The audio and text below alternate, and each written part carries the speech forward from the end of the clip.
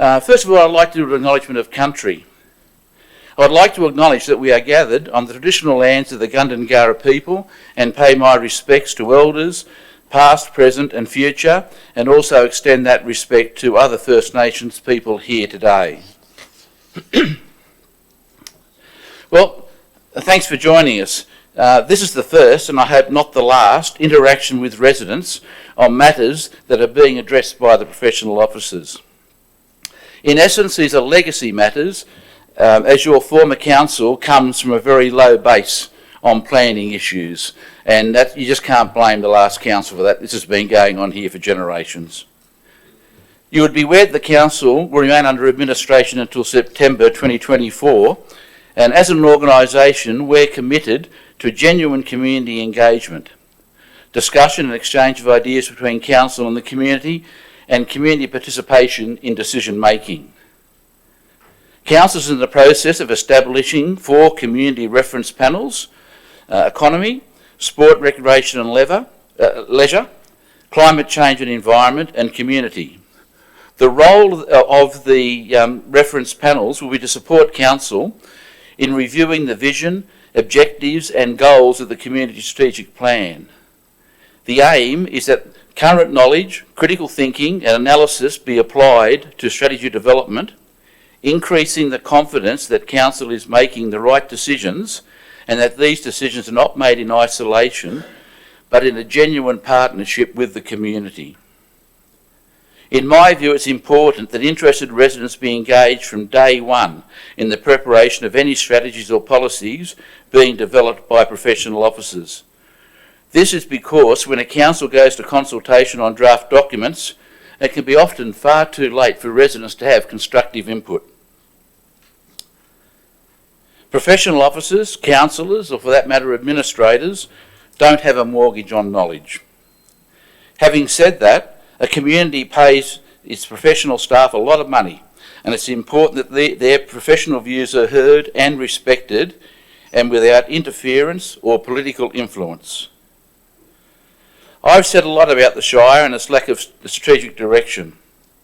I'm positive there will be differing views in this room, but it's clear from the public inquiry that it was just not the council that was removed from office. It's been a problem in this Shire for years. Not what you knew, not who you knew, not what you knew, but who you knew was freely given as evidence at the public inquiry, and quite frankly it was disgraceful. This has now stopped with the introduction of the Wingecarribee local planning panel, and the panel is here to stay. I don't know whether people realise, but the Minister for Planning has, under statutory appointment, made it mandatory. Whilst recognising the state government has model planning provisions and some very strict planning controls, now is the opportunity for Shire residents to take back planning control and not be at the mercy of those who do not share your vision, including bureaucrats from the Department of Planning, whom in my view, with the South Eastern Tablelands Regional Plan, just got it wrong. Thankfully, they appear to have accepted the error of their ways. Residents expect their council to develop the appropriate controls and implement them fairly, consistently and in a timely manner. Prior to the suspension, your council spent 3 times more on code of conduct complaints than it did on strategic planning, $202,000 in the last term of the council and $60,000 on strategic planning. In addition, they spent $65,000 trying to comply with the government's performance improvement order so they could stay in office. Since administration, $720,000 has been committed, and there is much more to come, and council officers will brief you on this in a few minutes. I'm just trying to bring a context to what we're trying to do. Nearly everything you will hear today is predicated on the adopted local housing strategy, but in my view, the sleeper in the Shire is the so-called SHIP. These lands were rezoned over 2 decades ago, and former councils have been asleep at the wheel. Most landowners have taken their pots of gold and have left.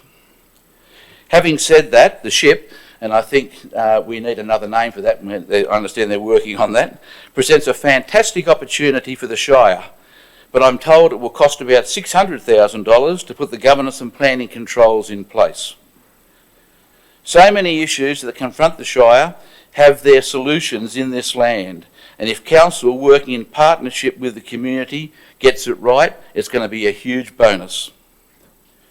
When it comes to demographics, the Shire is really no different from other regional areas. Populations are ageing, people are returning to the regions and living longer, and the major challenge is how do we tackle the 85-year-old plus boom? Choices of housing mix and type are critical. We need the Shire to have more employment opportunities. Education up to year 12 is probably second to none in regional New South Wales, but I do acknowledge there's a huge 0 to 5 issue. Kids leave the area to further their education. They meet partners and too many relocate, only to return when they retire. But you can't blame past councils for these issues. I'm confident that working together we can address many matters that will allow the incoming council in September 2024 to hit the ground running. My commitment to you all, no nonsense or politics, just respect to professional and community views, listening and common sense. Look, it's not proposed to take questions during today's presentations, but time may allow at the end for some questions. The General Manager has assured me, though, that anybody who is present here today and wishes to write to the Council in relation to anything that's said or have any constructive view about taking this matter forward will be provided with a one-to-one with the Council officers, the team who's working on this. But there are so many people here today, we don't want to get it hijacked. Hijacked is probably the wrong word, but we want to have a shared view from everybody. But if you want to make a submission or have any specific question about anything that's raised, feel free to send us an email, and you are guaranteed to get a one-to-one with the professional officers, and so you'll have entry at the ground floor, if I could say that, in the development of what's going on. Having said that, you're really not here to hear me, you're here to hear the team, so I'll hand over to Michael. Oh, I apologise. The General Manager. Gee, I should know my place. All right, thank you. Afternoon, it's good to see a few familiar faces and here this afternoon. So for those of you who haven't met, my name's Lisa Miss Campbell. I'm the General Manager of the organisation. So it's my job to lead the team at Council. As you may or may not know, we're resetting the organisation and we're 1 year into a 3-year program of Back to Basics.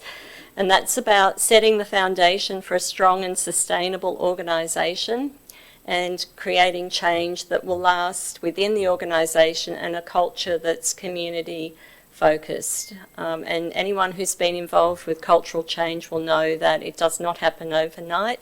It takes time and at least a couple of years. So we're 1 year into that 3-year journey. Our focus with Back to Basics is around rebuilding relationships, and that's part of today, about reinvigorating our organisation and rebuilding in terms of our culture as well as our capacity and capability internally. We have a lot of wonderful staff and it's giving them opportunities to shine and show their skills, and also about refocusing on the future. And as the Administrator said, there's been a very heavy focus on strategy. And why? Because we want to move from being reactive to proactive. We want to make sure we gather community views, stakeholder views as we formulate that strategy, but also as we go forward that we manage it well, that it's staged well, and that we take opportunities with funding and other opportunities that will come up. As part of our refocus and our rebuild, we restructured and created the strategic outcomes area. Michael Park leads that area as the Executive Manager Strategic Outcomes, and Michael sits within the executive. And the reason for that is because, as the Administrator said, there hasn't been a strong focus on strategy. So we're embedding strategy at the executive level, and Michael's an integral part of our executive, and we're embedding that across the organisation. What I would also say is that our goal is to create a strong organisation between now and the election in September 2024, so that we're in a good position to support the newly elected council as they come in. And in the lead up to the election early 2024, we'll be holding a series of sessions for prospective candidates, so they understand the organisation, they understand a lot of the strategy and the work that we'll be going through today. I should just also let you know that we are recording the session today, and we'll be making it available on the website, and also we'll be promoting it through the e-news, the weekly e-news. It won't be one long video. We'll cut it into chapters, so you can just tune in for the chapter you'd like to look at. So just so you're aware. And also, if you don't subscribe, this is my plug, if you don't subscribe already to the e-news, the weekly e-news, please do so, because it's a great way to keep up to date and find out what's happening, and also know about the opportunities to participate. So Michael, I might ask you to just do a brief introduction. We've rolled out the Strategic Outcomes team today, and Michael will introduce his team. Thank you, Michael. Well, thank you, everyone. I hate standing behind lectern, sorry. I feel like I'm at a presidential debate. Look, thank you, everyone, for coming. This is one of the really important things we're trying to improve at council, is how we bring the community along for the ride in the projects that we're doing. I'm often speaking with community groups, so apologies to everyone who's heard the spiel before. I can see you all looking at me saying, not this guy again. That's right, I'm used to it. But I have brought out my team, who are a lot more interesting and exciting than I am. I often stand up the front and take a lot of the credit for the team, but really it's the team that do a lot of the work. So some of you might know Susan Stannard. So Susan Stannard is our Coordinator of Strategic Policy. Rachel Murray, Sarah Farnese and Garima Mendarata. So this is the Strategic Outcomes team. I'm looking through the room. Jan Campbell is, there she is, hiding at the back. So Jan Campbell is our Economic Development Coordinator, who also sits within our team as of maybe 2 weeks ago. I've obviously scared her off because unfortunately she's told me she's leaving and moving on to greener pastures. So I just wanted to very quickly introduce the team, have a quick discussion about what we've done so far in terms of setting a strategic framework for the Shire, and then start to talk about some of the work that we'll be doing over the next couple of months and the next couple of years to ensure that we're managing growth in a way that's in keeping with the community's expectation. There's some really interesting projects. The Administrator touched on a number of them, including the possibly to be renamed ship, but lots of really exciting projects. So I'll kick off with this slide, because I think it's always good I use this quote more often than not. I should know the name of the guy who wrote it, but I was going to write Michael Park as the author of the quote. I thought maybe not a good idea. But the only constant in life is change. And it's something that I think that we all need to keep in mind, because if we're not planning for change, then we're going backwards. And there's certain things that we control and there's other things that we can't control. And what's really important about the Strategic Outcomes team is it's understanding what's changing around us and what we need to do to adapt locally to continue to meet the needs of our community. So why do we plan? Did that work? No. There we go. Is it to control the change? I mean, we know change is coming. Are we planning to try to control the change? Are we trying to, I guess, protect what we value about our places? Are we trying to ensure that the future is better than the past or better than today? Or are we, I guess, trying to lead the change? And probably all of the above. All of the above written by Michael Park too. And I guess, what are we trying to plan for? So it's very much at a local level, looking at how we can meet the economic, housing, social and cultural needs of our community. So this is looking at what the community needs for the next 20 years and trying to make decisions today that will put us in a better place in 20 years' time than what we are now. and ensuring that all of our needs are met. So not looking at planning through a specific lens. So this is not just about housing, albeit housing, as we know, is critically important. It's not just about economic development or business. It's not just about the environment. This is looking at the community's needs in the future, and planning is very much a balancing act, and looking at how we can do what we can put in place today, plans that will set us up for a successful future. And thinking about that at a local scale, it's about creating livable communities, communities that are supported by essential infrastructure, and communities that grow in harmony with our natural environment and rural landscapes.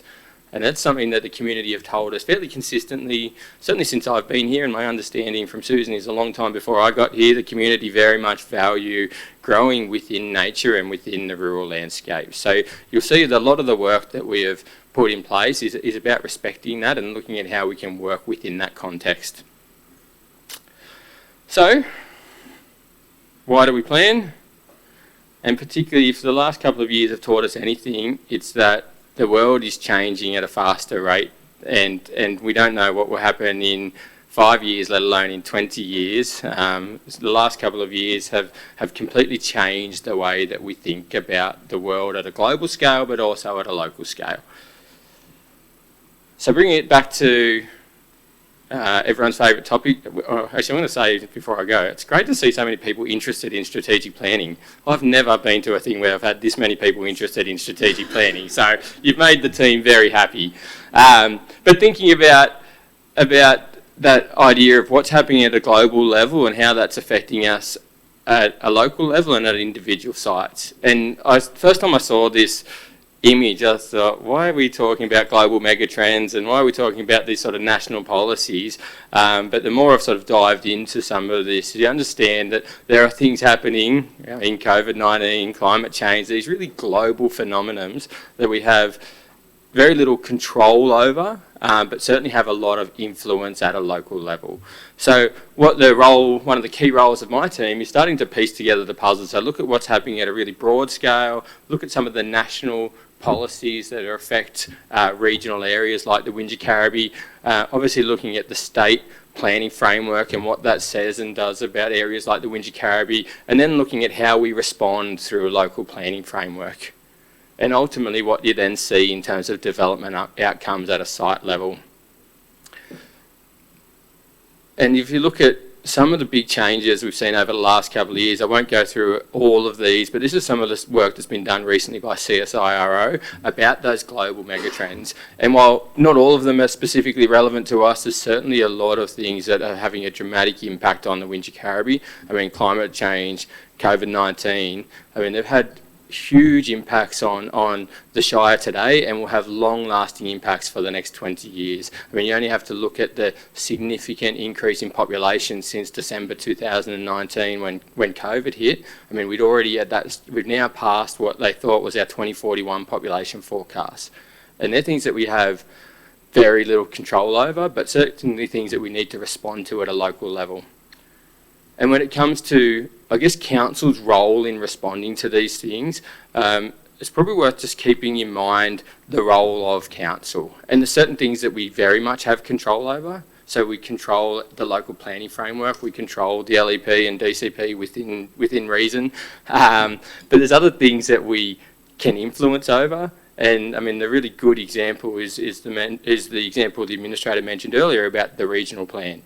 And it's not a council document, it's not something that we control, but we were able to work with local community and with the state government to ensure that it was reflective of the community's values. And while we haven't seen the final draft or a revised draft of the regional plan, I'm confident that will be a lot more reflective of what we're expecting in the Wingecarribee, which is a real positive. So it's in that sort of ability to influence as well as what we control, and also thinking about the things that are of concern, some of those bigger trends that we don't have any control over, but we can look at how we respond locally. No comment. No. So this one, I mean, I have been to that many meetings where people say, can't we just put a wall up around the Wingecarribee? I think a few people in the room have told me that, asked me that, and the reality is no, we can't. So population growth is one of those things that we can't dictate, we can't control. We don't have the ability to put a fence up or a wall up around the Wingecarribee and want nothing to ever change.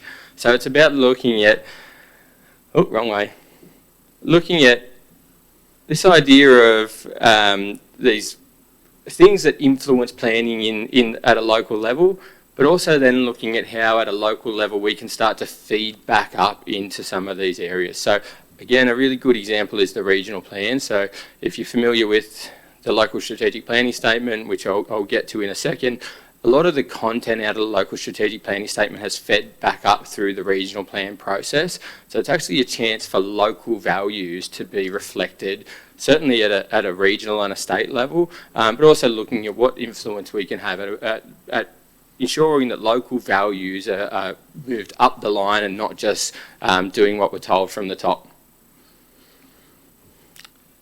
And a really important part of that in terms of what council control, and just want to make the point, and when I talk about council control, what I really mean is the community, because we are representatives of the community. So when I talk about council controlling the planning framework, council controlling these things, what I really mean is reflecting the community's values through some of these strategies. And the number one tool for local government to do that is what's known as the Integrated Planning and Reporting Framework. I'm going to assume that some of you have heard of the Community Strategic Plan. I saw a couple of nods. No cheers, that's no good, but I'll work on you. Sorry, Susan's warned me to stop telling bad jokes, but I'm going to keep trying. So if you're not familiar with the Community Strategic Plan, it is the community's plan for the Shire. It's not the community's plan for council, it is the community's plan for the local government area. And it is meant to be a representation of the community's values and aspirations for an area, and it's meant to guide council's operations. So all of council's operations should be about implementing the Community Strategic Plan. So it's a really critical piece of the puzzle in terms of capturing the community's values and ensuring that council's priorities are aligned with what the community are trying to achieve.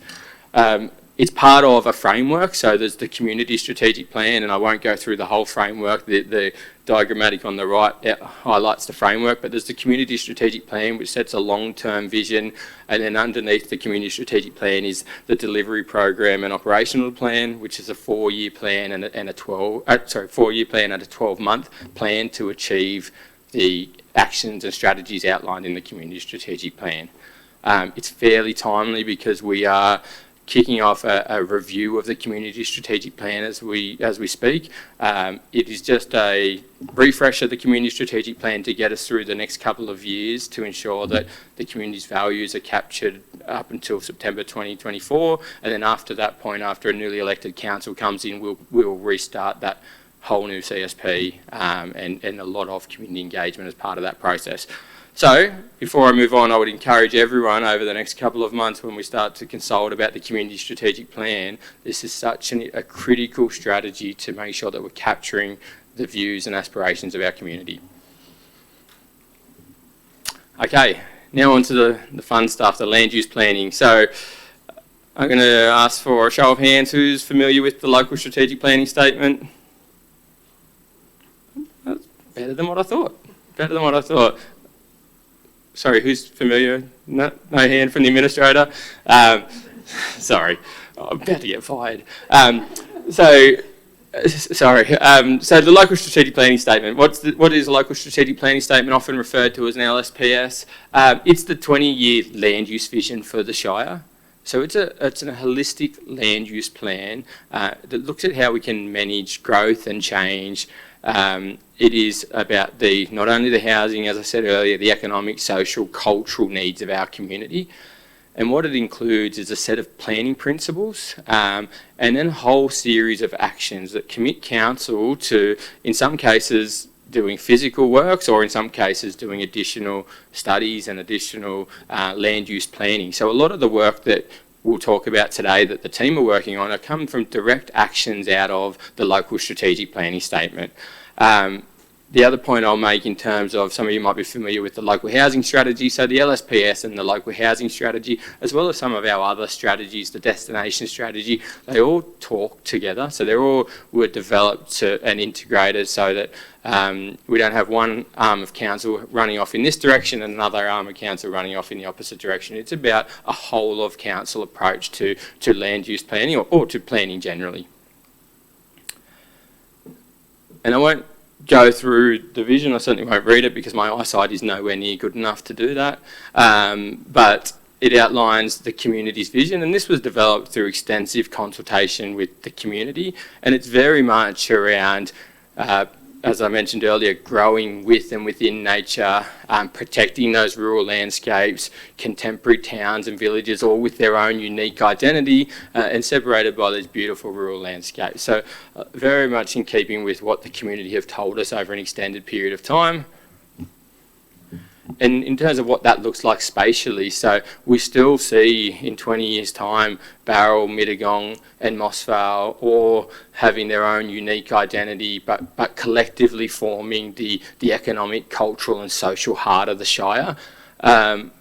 Also supported by satellite villages, so in Bundanoon to support the southern villages, Robertson to meet the day-to-day needs of the eastern villages, and a new satellite centre in Colarvale to meet the day-to-day needs of not just the Colarvale community but also some of those northern villages. So still having this the strategic cluster of Bowral, Mittagong and Moss Vale, but supported by these satellite centres to ensure that we're meeting the needs of all of our communities. And then, the other really key piece of the puzzle in terms of land use planning is the local housing strategy. And the local housing strategy is our long-term planning framework to meet the housing needs of the community. So it identifies how and where the Shire will grow over the next 20 years and puts in place a framework to ensure that we're meeting the community's needs both now and into the future. The intention of the housing strategy was about providing certainty. So it's to provide certainty to the community about where growth will occur and how growth will be managed, to provide certainty to industry. We want the industry to be able to invest with confidence in accordance with council strategy, but also in certainty to council and other service providers so that we can make informed decisions about the provision of essential and enabling infrastructure, making sure that we can plan the services that the community needs. So this is really important to set a clear strategic framework and for the council to work towards implementing that framework so that we can make better decisions to support our community and so that there's information for other service providers to make better decisions to support our community. So one of the key drivers to housing demand is what is happening with our population.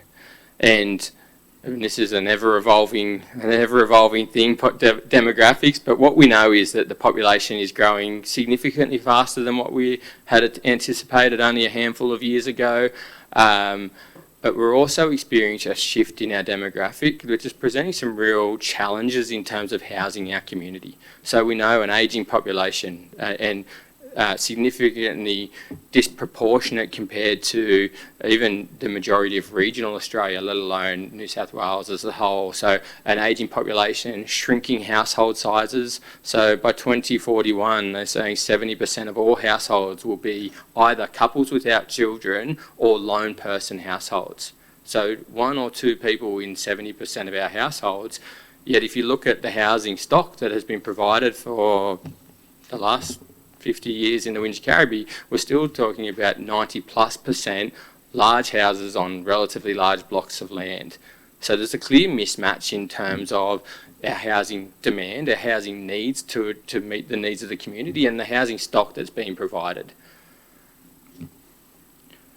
So what the housing strategy does, it does a lot of things, and I'm going to give you the very abbreviated version, but it identifies 3 key planning priorities.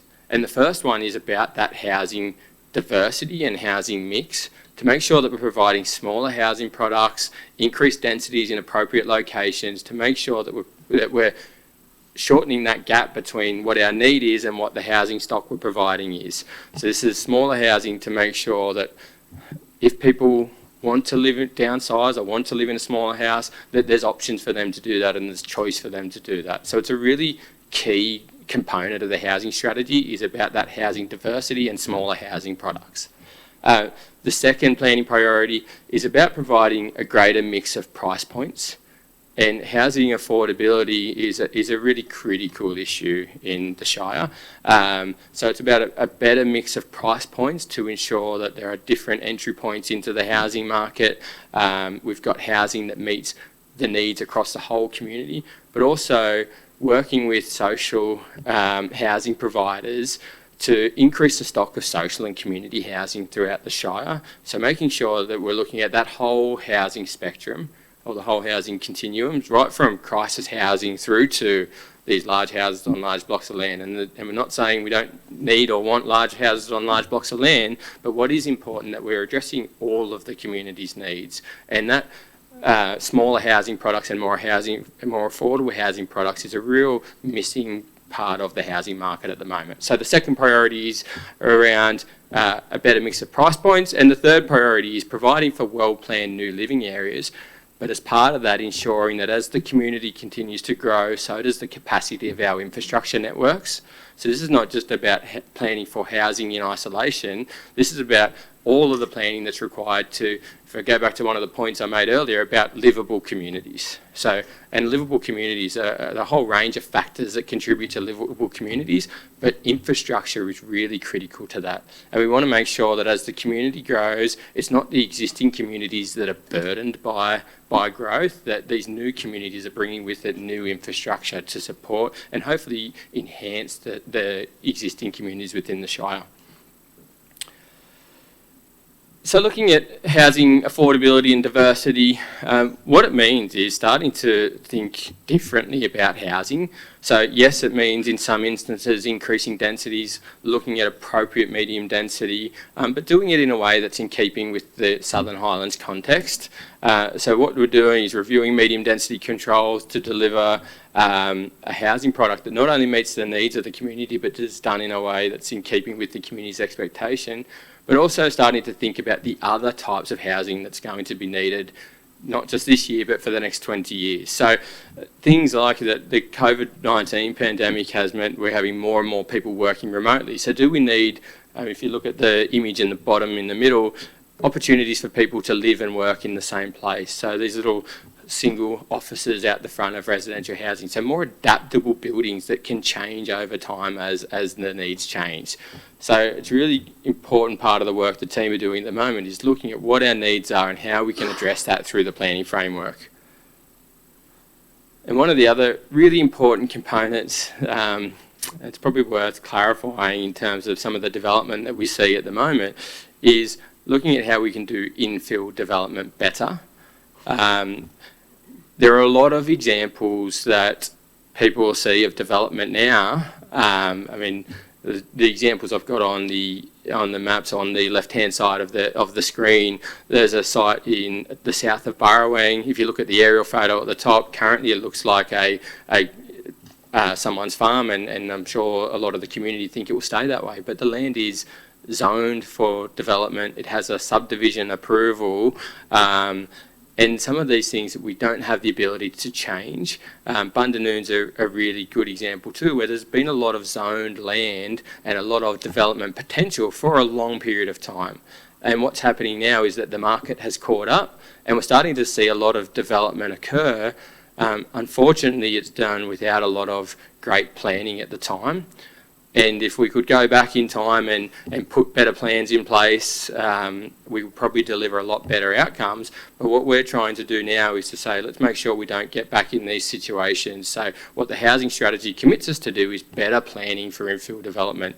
And some of the team will speak later as we move towards a better place-based planning system, how we plan on addressing some of these issues through better place-based development controls. Then the final piece of the housing strategy was looking at the new living areas. So yes, we want to promote infill development. Yes, we want housing diversity, but to meet our housing needs, we know that we need new living areas as well, but we want to do that in a really strategic way. So what we did was looking at constraints analysis, looking at a multi-criteria livability analysis. It brought us down to a whole series of investigation areas, and there was a lot of site-specific testing of the investigation areas, which ultimately landed us with 6 new living areas. And I'll just very quickly run you through some of the analysis, just so the community are aware of what went into the strategy. So we looked at things like the drinking water catchment, some of our national parks, some of our more constrained environmentally zoned land.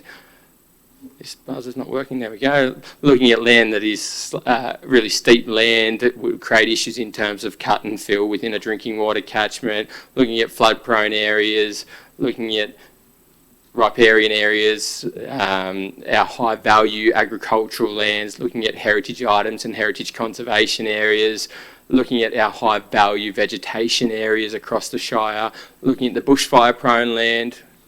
Oh, there we go. And ultimately what it shows is there's large parts of the Shire that are heavily constrained. So it was really important that we're putting people in, so it's really important that what we're doing is putting people, again, trying to learn the lessons of the past. If you look at the 2019 bushfires, we want to make sure that the plans we put in place today will never put people back in those situations again. And there's a lot of discussion around resilience, and I'm extremely biased because I'm a strategic planner, but I think the biggest tool we have in building resilience in our communities is through good strategic planning. So, and we have an opportunity to manage growth and to avoid these areas and make sure that we're building resilient communities into the future.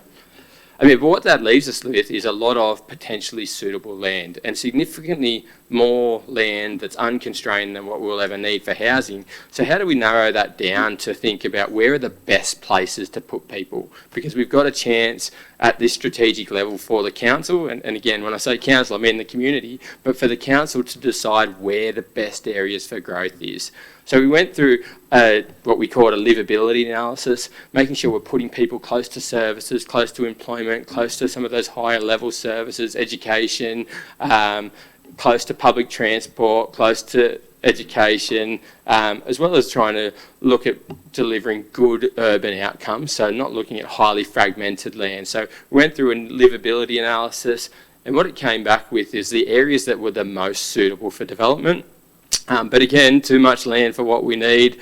So what we did was start to go through in more detail some really specific testing. So testing it against some of the principles the community has spoken about. We know the community really value the physical and visual separation between our towns and villages. So the visual analysis was a really critical component of identifying where these areas would be. We also wanted to set really clear long-term boundaries of towns. So where possible, natural landmarks were used as the long-term boundaries of town to avoid this ongoing creep and this ongoing sort of urban sprawl. It was a very sort of strategic approach to identifying where these new living areas would be located. And what they left us with was 6 new living areas. Just going to check how I'm going for time. I'll be fine. Susan, you wrap me up when I'm ready to go. So it's left us with 6 new living areas. And what I thought was important was just to step through some of the numbers. So this is what's produced in the housing strategy. So the table on the right-hand side of the screen is straight out of the housing strategy. It looks at the number of houses, the number of dwellings that we had forecast at the time to be delivered through our new living areas. And the point I'll make before I jump into this is what the strategy identifies was a target of a 50-50 split between infill and greenfield development. And as part of the greenfield development, we had estimated, with the information we had available at the time, that we'd deliver around 3,200 new homes. So some of that was in Chelsea Gardens, that's 1,300 new homes, and then the largest site, so Barrel South, looking at 1,100 new houses in the Barrel South area. So this is to be developed over an extended period of time. So throughout the life of the strategy, there's no intention to rezone these next week or the day after and it's be housed on the ground. We've committed to a process through the housing strategy. So this is to be developed over the life of the strategy. And what that meant is when you look at that 50-50 split of greenfield and infill development, we're looking at around about 6,380, not around about, exactly 6,380 dwellings. And that, when I talk about infill development, we spoke about the things I spoke about earlier. So medium density, yes, definitely forming part of that infill development. Also looking at these areas like Bundanoon, where we've got these large areas of zoned land, and looking at the uptake of some of that existing zoned land, as well as looking at things like shop top housing and how we bring people in and around our commercial centres in these really high amenity areas. So that was looked at about nearly 6,400 dwellings.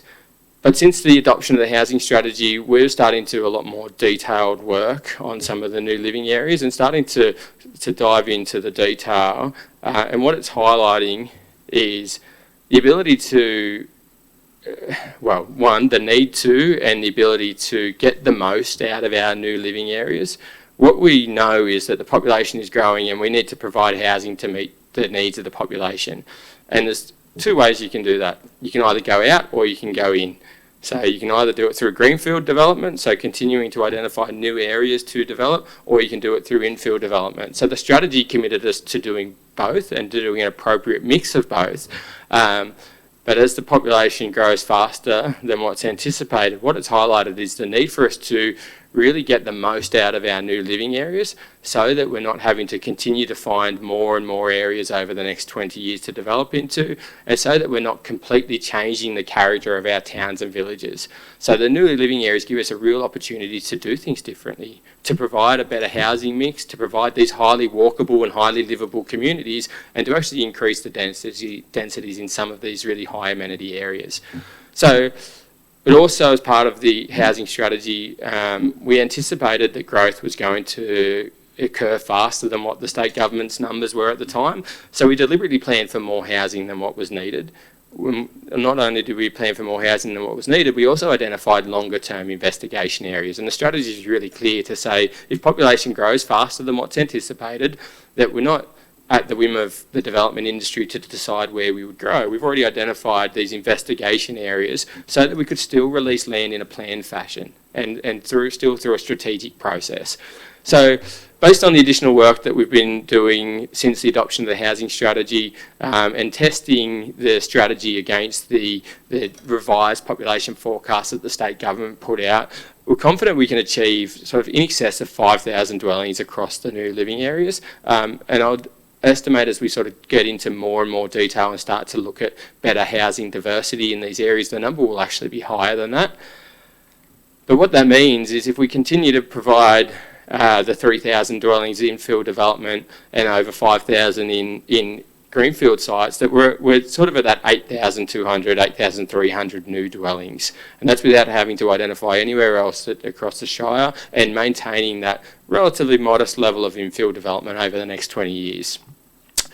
I mean, but if we needed to and we wanted to continue to keep that 50-50 split of greenfield and infill development, we're confident that we can meet the housing needs within the areas that are identified in the housing strategy. So I know there's a lot of concern around some of the numbers that were identified in the regional plan, and I nearly fell off my seat when I saw some of them too. But we have, in working with the department, done a lot of testing of the housing strategy, and we're confident that we can accommodate the growth in a planned way and still do it in keeping with the character of the Southern Highlands.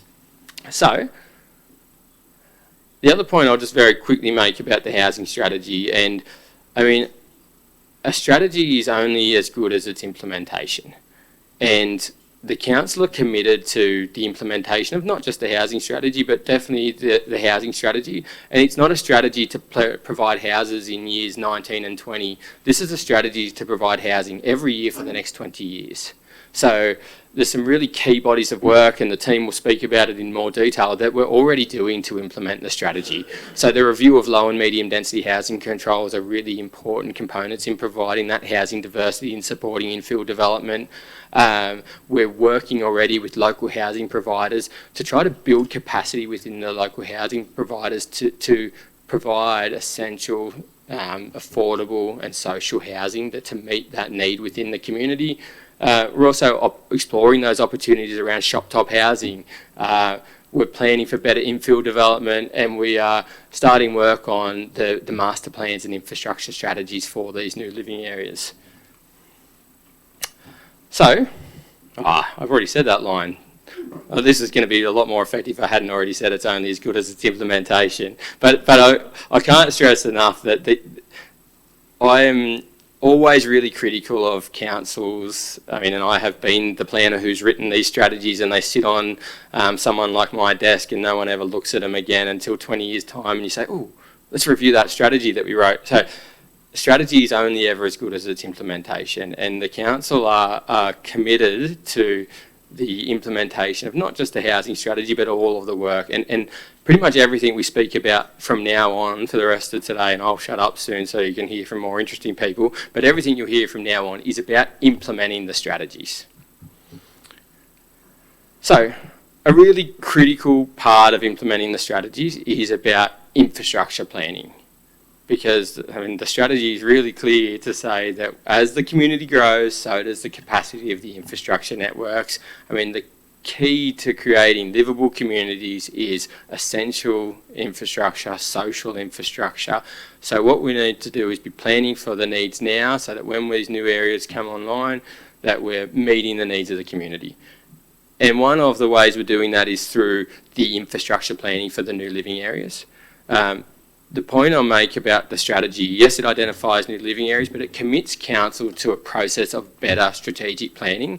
So we've identified 6 new living areas, but the strategy doesn't let any of those new living areas be rezoned until we've done site-specific master plans, so that we're guiding how development will occur, the look and feel of these places, so that we know that they're going to be in keeping with the character of the areas. But importantly, infrastructure servicing strategies. So looking at what the infrastructure requirements are before we rezone land. And it's my biggest criticism of the New South Wales planning system is we zone land and hope for the best, and then realise, well, we now don't have an area for public transport, for roads, for footpaths. So this is about locking in what the infrastructure needs are now, so that we can be really clear with industry. This is what it's going to cost to develop these new living areas. And this is what it's going to cost you in terms of providing the essential infrastructure that the community need, so that we can protect the amenity that we currently enjoy and hopefully deliver even more amenity to communities in the future. And we don't want the existing communities to be burdened to that. These landowners will be painted pink on a map, and there's a significant financial benefit in being painted pink on a map. We want to ensure that that benefit is spread more broadly and is used to fund essential infrastructure to support these communities. So it's a really important aspect of the housing strategy, is that infrastructure planning and ensuring that new development is delivering that essential infrastructure. But it's not all just about new living areas. There's a whole range of other infrastructure planning work that's currently going on. So the council are undertaking what's called a community and recreation facilities strategy, and it's looking at all of the community's needs in terms of community infrastructure and recreation facilities. So sporting fields, libraries, community facilities. So making sure we know what our community's needs are in the future and what's the best practice way of delivering that, and then what funding mechanisms we can put in place now to ensure that our new communities benefit from best practice in terms of infrastructure provision.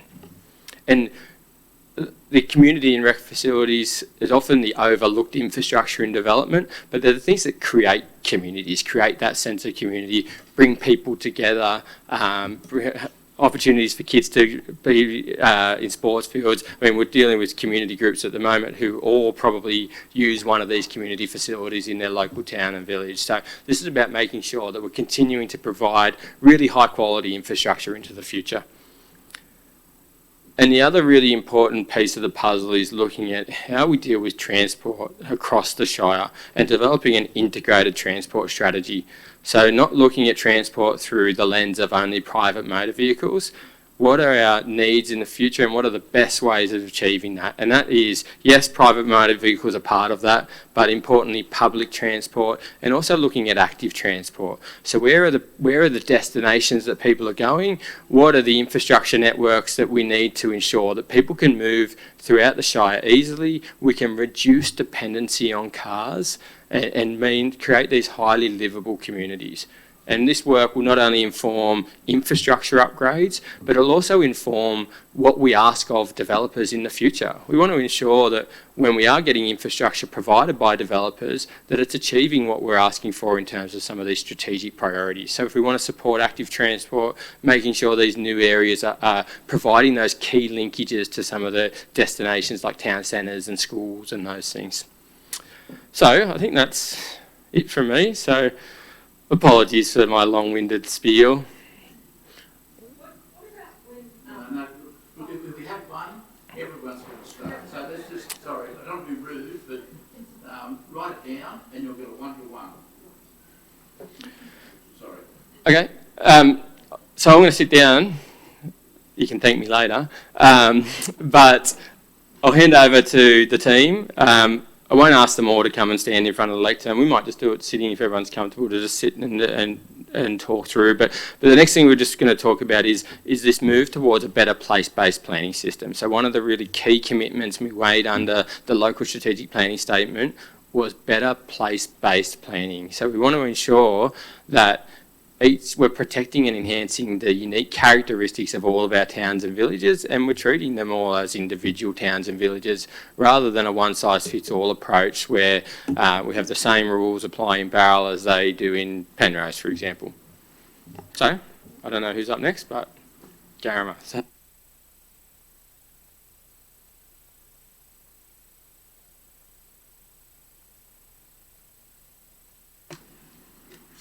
Thanks for that, Michael. Hello, everyone. As we move towards a place-based planning system, we are working on the Robertson Place Plan project, which is one of the projects that implements some of the actions that sit under the planning priorities of the LSPS. This planning priority basically talks about developing place-based development outcomes for our satellite towns and villages, like Robertson and Bundanoon, to ensure that the centres are assisted by these satellite villages and to ensure new development is in keeping with the desired future character. This is a pilot for such types of projects to follow for other satellite centres in the Shire. Now, why start with Robertson, as I'm sure some of you might be wondering? One of the reasons is the location of Robertson itself, as it sort of behaves like an entry point for the Shire from the east. Another reason is that through the community feedback received during the preparation of the housing strategy and the LSPS, it was very evident that the community is very engaged and wants to see change within the village centre. So, in response, Council has been working with the community to develop a community-led strategic plan for Robertson, which I believe some of you have been a part of. This is a holistic place-based plan that will address issues like housing diversity, economic, social, and cultural needs of Robertson community, both now and into the future. I would also like to emphasize that this is not just a land use plan, but very much a way through which the local community can have a strong say over the future of their own place. There is a strong sense of place in Robertson for sure. So the place plan aims to celebrate what the community loves about Robertson, enhance what could be made even better, and create new opportunities that work towards long-term vision while ensuring its special character is preserved. Now, what will the Robertson Place plan include? A master plan for the village, demonstrating the improvements required in Robertson in specific locations.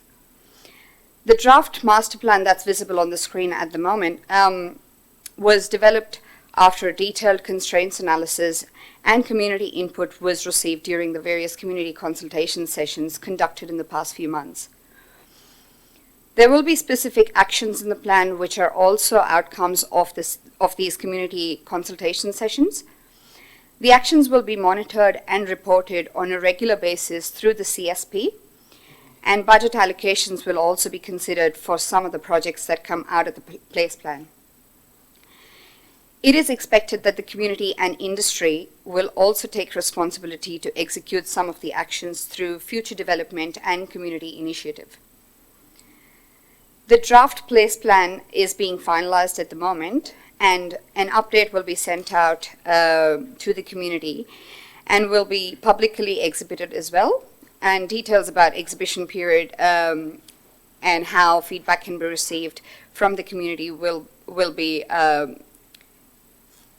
sent out as well to the community.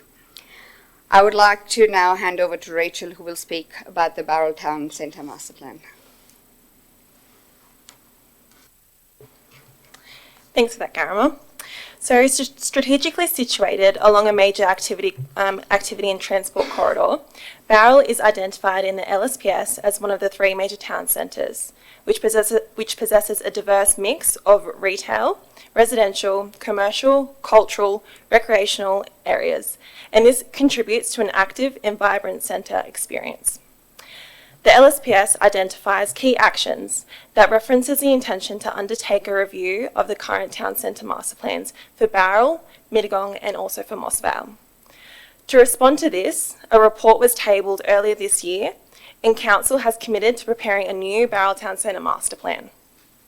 The purpose of this project is to develop a holistic and data-driven master plan for the Bowral Town Centre, provide a strategic framework that is both deliverable and measurable, while enabling everyone to implement the agreed vision and strategic direction for the centre, and also provide certainty and consistency. Now you may be wondering why Bowral was selected to be the first town centre, when structurally it works really well because of its grid pattern, strong character and functioning tourism industry. But it is because of some recent unprecedented interest in the town that it was selected to go first.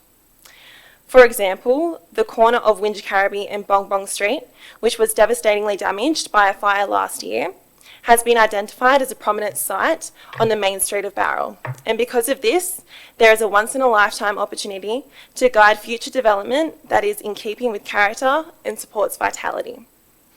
Other factors that contributed to the selection of Bowral included the gateway sites, existing infrastructure, and increased visitation. However, it is important to note that this does not mean that the other 2 towns aren't equally important. And other projects are being run concurrently in the meantime, like the Moss Vale Movement and Place Framework, which is being run by the Transport for New South Wales. And following the completion of the Bowral Town Centre Master Plan, the Strategic Outcomes team will look at the other 2 centres as well.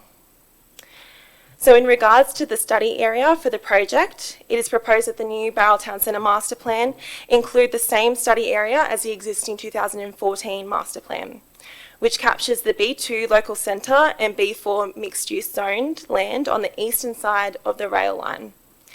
In addition to this, the new master plan will further look at key areas of influence, being the Iron 1 general industrial and Iron 2 light industrial zoned land, and also the surrounding residential areas. So in regards to the next steps, we will shortly be going out to tender for a consultant to develop the master plan in collaboration with council and both the community and industry. Through this collaborative process, the consultant will undertake a place-based assessment which reviews movement, traffic, parking, and other areas of investigation such as character, public domain, sustainability, and also the built form. Future consultation sessions may also include working with everyone to understand the context and identifying key issues, establishing a vision and identifying solutions and also priorities.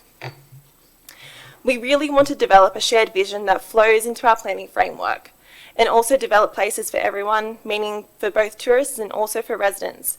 And this aligns with priorities identified in the CSP. So if this is something that you are interested in and passionate about, some further updates will be available on our community, on Your Say Wingecarribee and through our council platforms as well. So I would now like to hand over to Susan, who will also go through the planning framework. Thank you, Going the wrong way. Thank you, Rachel. Strategic planning, as we would recognise it today, arrived in Australia from the United States in the early 1970s. I worked on some of those plans. It was an exciting time. It was a new way of thinking about planning, a holistic approach compared with the somewhat opportunistic mood prevalent in the development sector at that time. In 1979, this shift in perspective culminated in the New South Wales Environmental Planning and Assessment Act. It was transformational. It seemed for years that we referred to it simply as the New Act. It articulated the sort of strategic focus that had been growing and considered as aims to include social and economic welfare and environmental sustainability, of sharing the responsibility for planning between local and state governments, of increasing opportunities for public involvement and participation in planning for development and not just responding to it. It's a living document despite its age at 1979. There's been over 200 amendments. Most recently, in 2006, the introduction of a standard instrument local environmental plan, which I'll address later. And in 2017, modernising of the wording and a restructure to make it easier to read. So although we also refer to many other individual pieces of legislation, including other acts, the Environmental Planning and Assessment Act remains the foundation of all planning and assessment processes across New South Wales, underpinned by the Environmental Planning and Assessment regulations. So the Act provides for two specific environmental planning instruments: state environmental planning policies, or SEPs as you might have heard them called, and LEPs, which I'll come to in a minute. The state environmental planning policies are also constantly reviewed, most recently last year, coming into force earlier this year, to develop a theme-based approach. So, for example, housing, transport and infrastructure, biodiversity and conservation, primary production and industry and employment. Two key exceptions to this themed approach remain BASICS, the Building Sustainability Index, SEP, and the Exempt and Complying Development Code, SEP, often just referred to as the Code SEP. I'll deal with each of these a bit later on because I want to emphasise the planning hierarchy that we have and its implications for us. Section 3.3 of the Environmental Planning and Assessment Act refers to regional plans, and Michael's referred to the South Eastern Tablelands Regional Plan 2036, which replaced the Sydney-Canberra Corridor Regional Plan, which was in force for quite some time.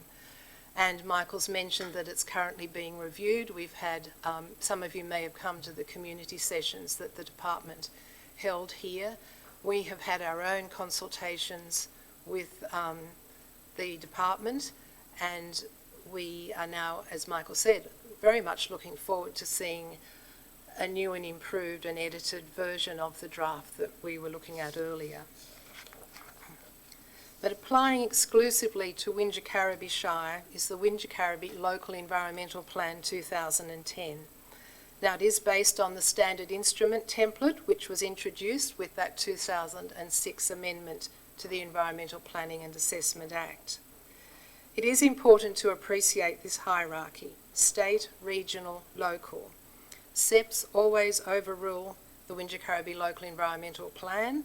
Clause 1.9 of the LEP says so, and can do so in several ways. They can permit development not prescribed in the LEP. For example, seniors housing is permitted in the RE2 private recreation zone under the housing SEP, even though it is prohibited in that zone under the Local Environmental Plan.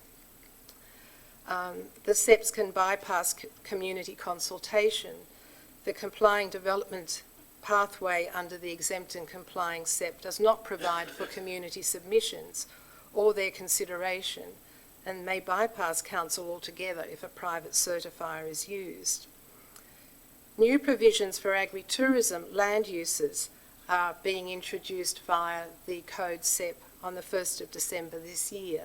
Now, there has been a lot of consultation regarding the agritourism and the need for improved definitions, and I think this council's been quite instrumental in achieving a lot of progress there. The exempt and complying pathways is something new for us to take on board, and we'll be monitoring how that proceeds. So the use of the SEPs in this way is beyond council's control, because all we can really do within the planning framework is operate within the planning framework, and that major mechanism is the local environmental plan. The LEP is a living document. There have been 70 amendments since it was first introduced in 2010. Each amendment generally takes about a year to process, so that's 70 years of work, which feels about right, actually. Even then, the council is limited to the degree to which we can utilise the local environmental plan, because it is based on the standard instrument, LEP. It comprises standard clauses, some local clauses, and a range of maps. One important feature of any LEP is Part 2, the zoning and the land use permissibility section. All land in the Shire is zoned. Probably all land in the state is zoned. Virtually, well, every local government area in the state has its own standard instrument local environmental plan, although some still operate with some of the older plans as well. Zones are categorised, such as rural, residential, environmental, business, and so on. Now, for example, with residential, there is an R2, low density residential zone, an R3, medium densities, and an R5. The numbers that are missing are because we don't have those zones, even though they're provided for in the standard instrument. Each is a different shade of pink for a different zone, and each zone has its own objectives, some from the standard instrument and some specific to Wingecarribee Shire. Each zone has a land use table of land uses that are permitted without consent, with consent, or are prohibited. Those land use definitions are all contained within the standard instrument, and we can't vary those in any way. Seeking a rezoning to enable a prohibited land use is one of the most common requests we receive for amending the local environmental plan. Amendments are done in several ways. Through a standard instrument amendment without council being consulted or notified. We check the New South Wales legislation website every week to make sure that there hasn't been an amendment to the standard instrument, because that automatically means that there has been an amendment to our local environmental plan. They can be department-led amendments. 12 months ago, a process was initiated to convert the business, mixed-use and industrial zones that we currently have in our LEP to employment zones. And those of you who follow the LEP will know that prior to that, all our conservation zones, or our environmental zones, were converted to conservation zones to free up the E for employment for the new zones that are coming in. So that involved 12 months of consultation, and those new zonings will be coming into force on the 1st of December. But I will stress that there was a lot of consultation with the department through that process. There are no changes to zone boundaries, no changes to the land use tables that would restrict any of the land uses in the current zones, and a local clause is being included to protect the amenity and heritage of the current B1 zones, which are neighbourhood centre zones, which are primarily located in the villages, to ensure that their amenity and heritage is retained. So the main mechanism for amending the local environmental plan is a planning proposal. Council manages this process through state government guidelines, and these were reviewed just at the end of last year. A planning proposal can be council initiated, and we generally do that if we want to make an overall amendment to the local environmental plan by amending an existing clause or introducing a new clause, often in response to state initiated changes. Or they can be proponent initiated, which invariably is a site specific planning proposal seeking to have the controls over that land amended in some way, rezoned, change the minimum lot size, or an amendment to allow a particular land use that isn't permissible at the moment. Every planning proposal needs to demonstrate two key things under these guidelines. And the first is strategic merit. So it needs to refer to the regional plan, it needs to comply with it needs to reference the community strategic plan and how that is supported through the planning proposal. It needs to support and reference the local strategic planning statement and the local housing strategy if it's about residential development. And it needs to comply with the state environmental planning policies and a set of ministerial directions under section 9.1 of the Environmental Planning and Assessment Act, or explain why they are justifiably inconsistent. It particularly needs to demonstrate compliance with the local housing strategy if it is to do with any form of residential development. Council is not progressing planning proposals that seek to rezone land for housing that are not supported by the Council, principally through the local housing strategy. As Michael emphasised, we really are focusing now on a strong strategic-led framework where we've done the hard strategic work, and if we don't implement it, if we don't stick by the strategies that have been adopted by Council, then it's all been for naught. So we are very, very strongly, that's our very strong position, and we have the administrators' support in recent Council meetings in reinforcing that message. The planning proposal also needs to demonstrate site-specific merit, and this is often where there can be a problem. If it's not a site identified in the local housing strategy, for example, if it is housing, and not all of them are about housing, or if it's not a site that has otherwise been supported by Council, just having site-specific merit alone won't be sufficient. But equally, something that might be supported at the regional level or in the local strategic planning statement, but doesn't have site-specific merit, may not be supported either. For example, a new tourist facility.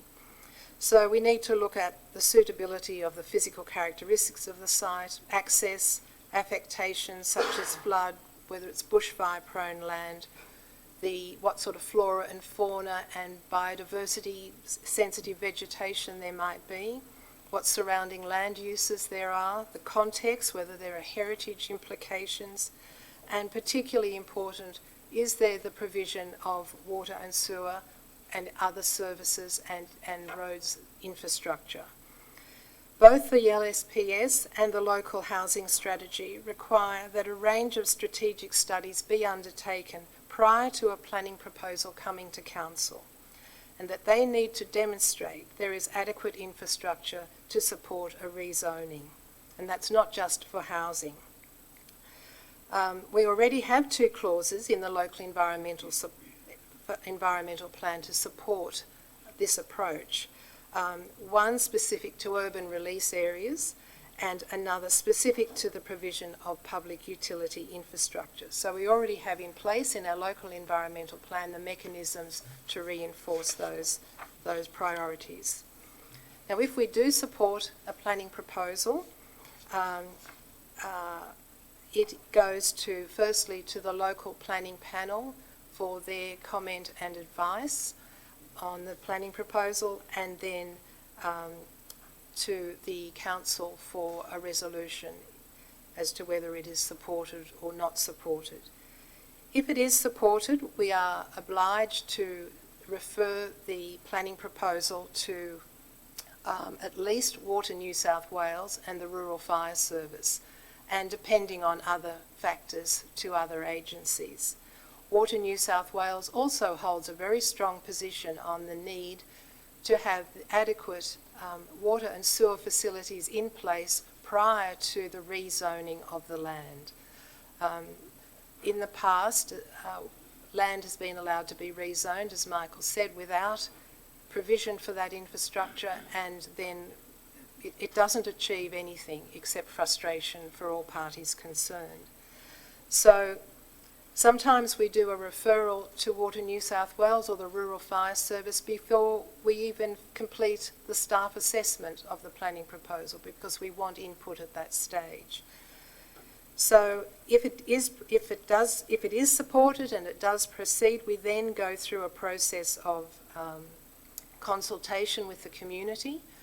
We're always very generous with the time frame we provide for consultation for planning proposals, and the extent of the reach. If there's a particular site involved, we will make sure that everyone within a good distance or travelling on a road that might lead to that site would be notified and made aware. And again, we consider all submissions that are made. There are environmental planning and assessment regulations that support the Act, and they set out in detail how we are to consider submissions, what we are to do in great detail, so that we make sure that at every step of the way we do it correctly. And you can see why now they sometimes take a year. Now, it then is reported at the end of the exhibition period back to the panel to their satisfaction that we have done everything correctly, and then back to the council for their endorsement to proceed. We then liaise with the Parliamentary Council's office to draft the amendment to the local environmental plan, and when it is made, in the olden days they used to be gazetted, which I always felt was a much more satisfying word than notified, but same thing. It amends the local environmental plan, both the instrument and any maps that go with it, and that is then notified on the Parliamentary Council as the New South Wales Legislation website.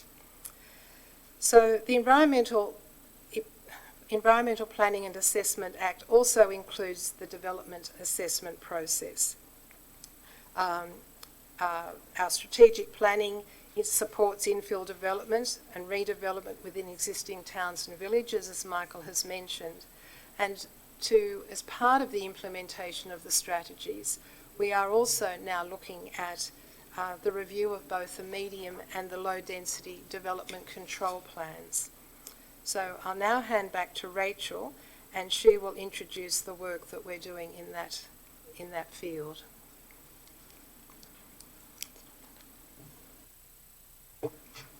Thank you, Susan. So we know from the housing strategy that there is a current gap in our housing market, as there is a disconnect between our housing needs and the housing stock that is being provided. Council has therefore committed to undertaking a review of our current medium density residential development controls on existing land zoned to R3 medium density. The purpose of the review is to support a greater diversity of housing types and ensure that medium density controls respects local character, supports good design outcomes, and are in keeping with the community's expectations.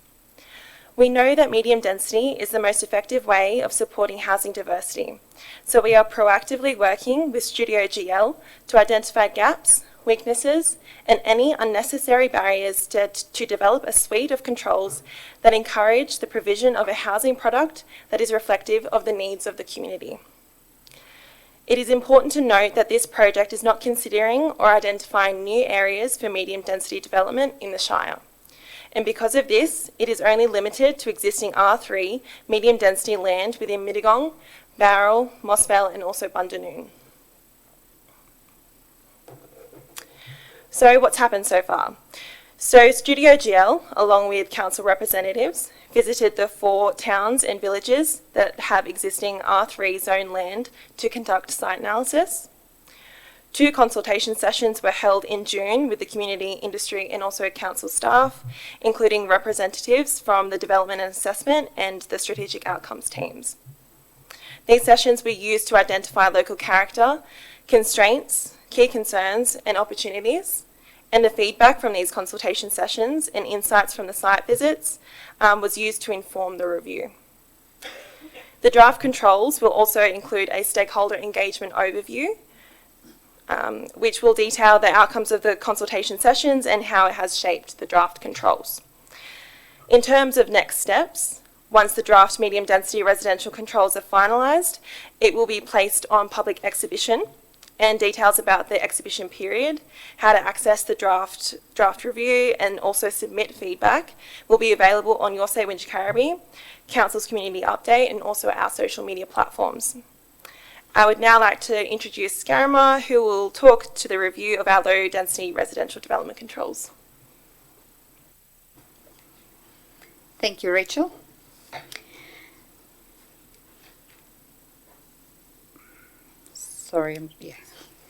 As we all know, low-density residential development is a major development type in the Shire. The review of the low-density controls is one of the many steps Council has been taking to implement the actions within the local housing strategy. We know that it is difficult to understand the DCPs, and hence, Local Consulting has been engaged by Council to conduct this review. The aim of the project is to undertake the review of the existing low-density residential controls, including ancillary development and any alterations and additions to existing development. These controls will apply to all types of low-density development, regardless of the land zoning that the development takes place on, and will be common throughout the Shire, while still maintaining the local character of different towns and villages in the Shire.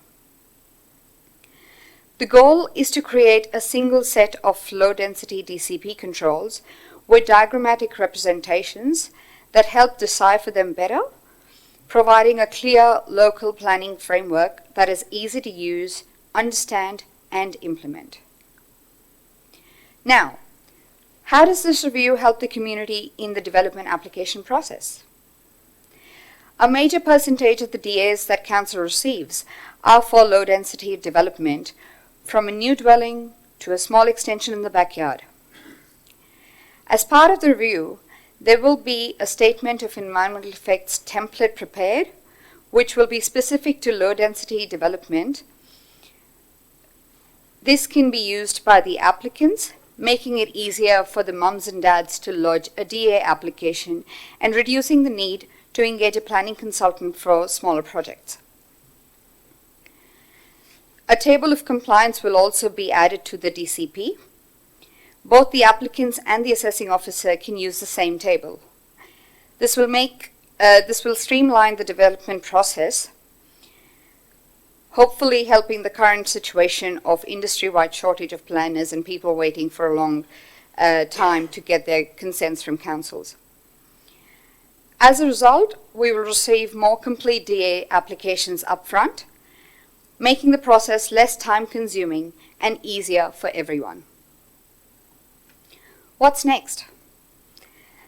The draft is being finalized at the moment, which will include input from the community as well as the assessment staff. Once the draft low-density residential controls is finalized, it will be reported to Council and be placed on public exhibition. Details about the exhibition period and how to access the draft review and submit your feedback will be available on Your Say Wingecarribee website and Council's community updates and social media platforms. I'd now like to hand over again to Michael to go through the economic development section. I'm up. I thought I was done. Sorry. Look, thank you. I think that point on just before I jump into some of the stuff we're working on in relation to economic development, I just want to touch on the two projects we've just spoken about, so the low and medium density housing controls. And what we are trying to achieve is to set a really clear planning framework so that the community know what to expect in terms of the types of development we're going to see, and that the industry can invest with confidence. And we want to provide certainty so that what we say at a strategic level reflects what is what the planning framework says, and then what flows through to development assessment, and ultimately what you see in terms of development outcomes. So this is providing a really clear line of sight between strategy, planning framework, and development outcomes on the site. And the point that Garima made around the low density housing controls, I think, is really important. I think, and Aidan will correct me if I'm wrong, I think about 90% of our DAs that we receive at Council are for single dwellings, alterations and additions to dwellings. So it takes up a huge portion of the work.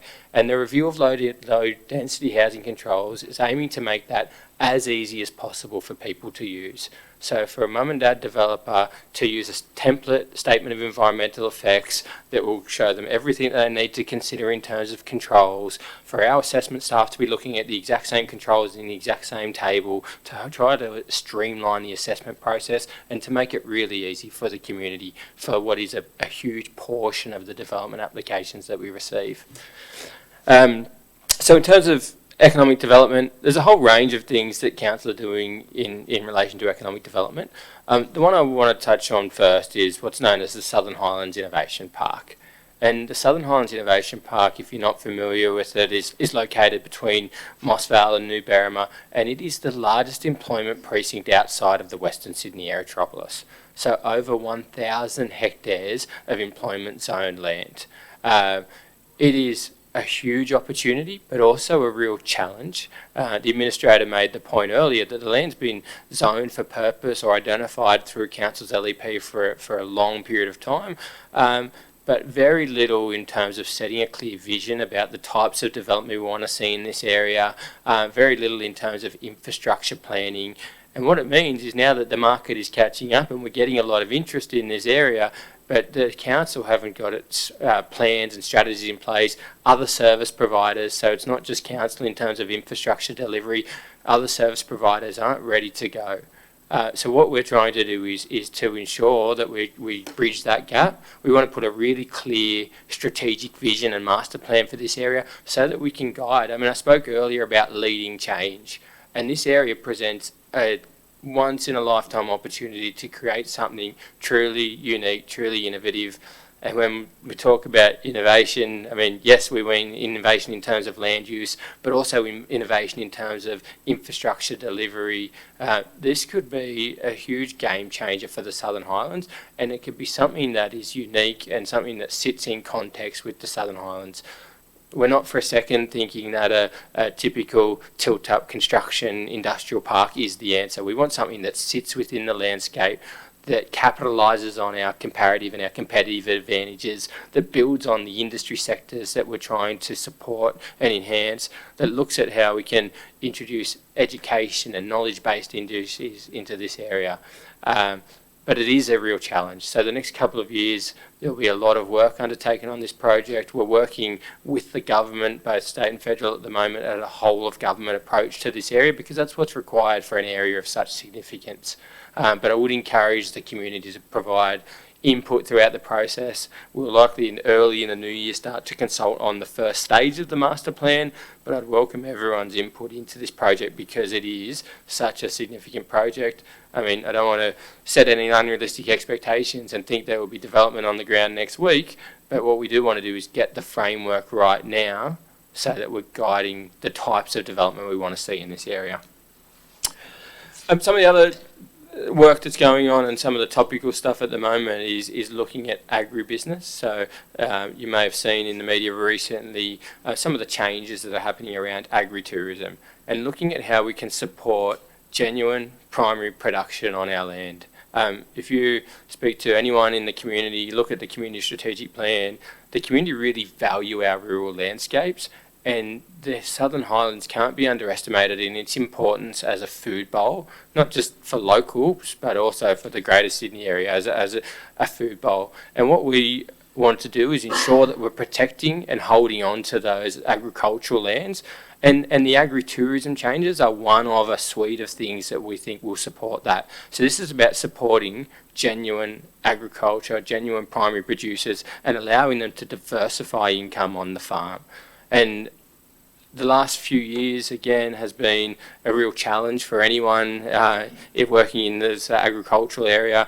COVID, bushfires, floods, droughts. I mean, they've experienced everything you could possibly experience over the last couple of years. So what we want to see is how we can support agriculture and make sure that we don't lose these farms, because once they're gone, I mean, I can guarantee you that the new owner's coming knocking on my door asking for a rezoning to go back to residential because it's not viable as a farm. So these changes we think are really important, and they'll allow small-scale sort of agri-tourism. I mean, if you think cellar-door premises, but for other types of produce, they're the types of developments that we'll see as a result of these changes. But there's also a whole range of other work that council do in terms of economic development. I mean, supporting the visitor economy. We provide a lot of support to industry, building capacity with the industry, working on marketing to support sort of the visitor economy, facilitating events both run by council, but also trying to make it easier for community and business and industry to run events.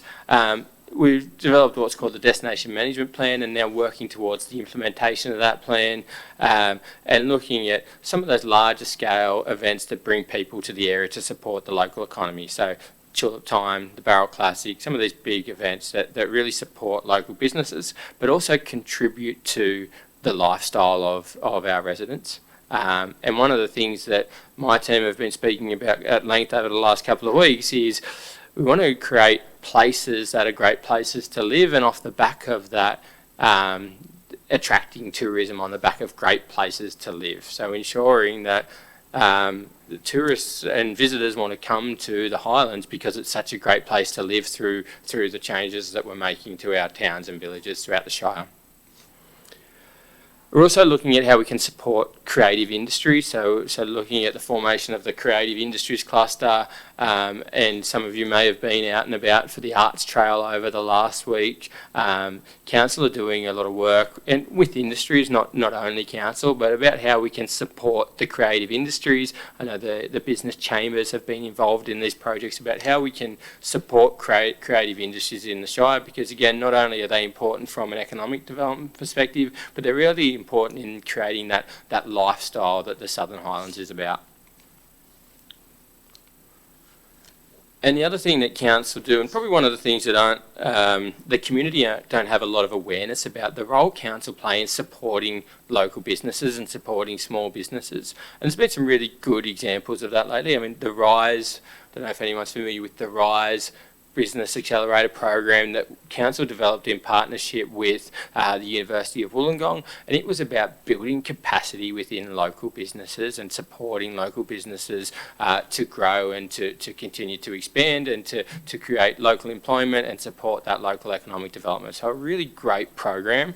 We're also doing projects like the Festival of Place, where council ran outdoor activation events to try to bring people into the town centres on the back of, again, what's been a really challenging couple of years with COVID and the like, as well as looking at how we can, what role council can play in addressing some of the local skill shortages. So working with industry and other stakeholders on things like the local jobs program. We are neck deep in the Small Business Month as we speak, and we've been working with industry and the chambers about trying to run programs for small business and supporting small business and the local economy.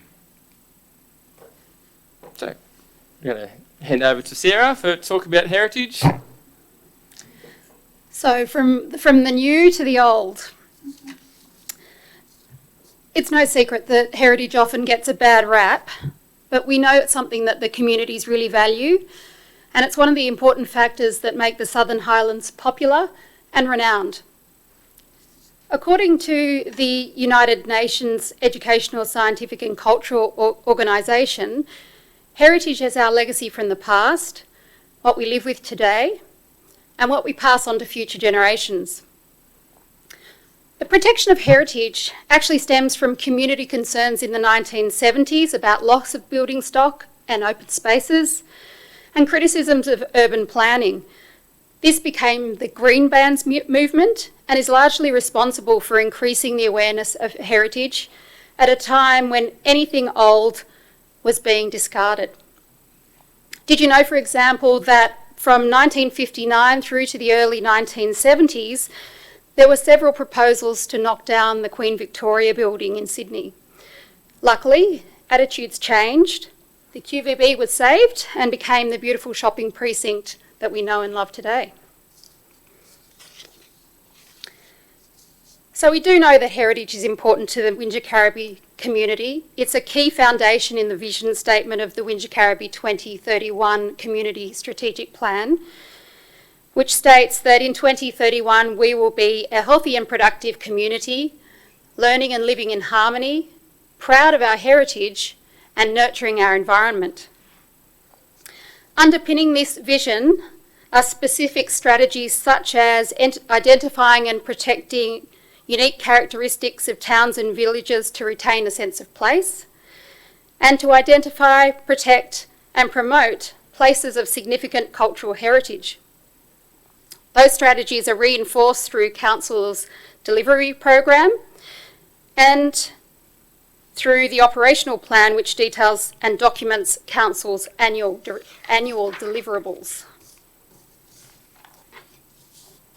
There are 4 main tiers of heritage, starting with world, national, state and local, and there are lists that correspond to each of these tiers. For World Heritage, we have part of one World Heritage site within the Wingecarribee Shire, and that's the Greater Blue Mountains World Heritage Area. We don't have anything on the National Heritage list. There's a picture there of Camden Post Office, which is about the closest that I could find. We have around 40 state heritage items, including Hillview, that's pictured there, which is in Sutton Forest, and the Mount Gibraltar Trachyte Quarries Complex, to name just 2.